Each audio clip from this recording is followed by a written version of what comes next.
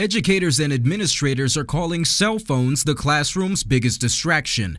And even with policies to limit their usage during the school day, teachers still find themselves competing with devices for their students' attention. I think parents even understand. I mean, I've got kids too, and they sit there on that phone more than they sit there and listen to you. So I think they understand if they're sitting there doing that in class, they're probably not getting much out of class. Recently, Los Angeles Unified School District became the largest to ban cell phone usage during the entire school day. And while Snowden says Wall allows limited use for two-factor authentication and classroom activities, he says regulating how students use their phones is easier said than done. Up here, when they are on our technology, it is always monitored by software to keep them off of sites or doing things they shouldn't be doing.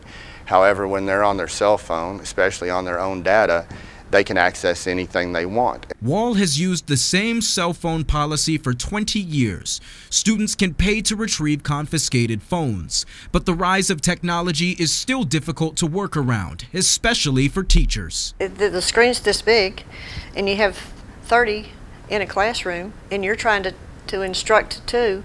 So that's what I mean by the level of distraction. And even with teachers incorporating phones into lesson plans, the problem is becoming more extreme. Kay Holland saw the devices become more and more popular during her 30-plus-year teaching career.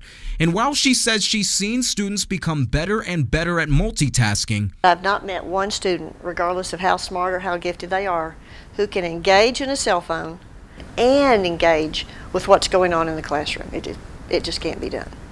Ms. Holland taught at the school behind me for a number of years, and while she and Snowden both acknowledge that there's no easy solution to the cell phone issue, one thing's for sure: these devices are here to stay. From John H. Glenn Middle School in San Angelo, Sean Humphrey, Fox West Texas.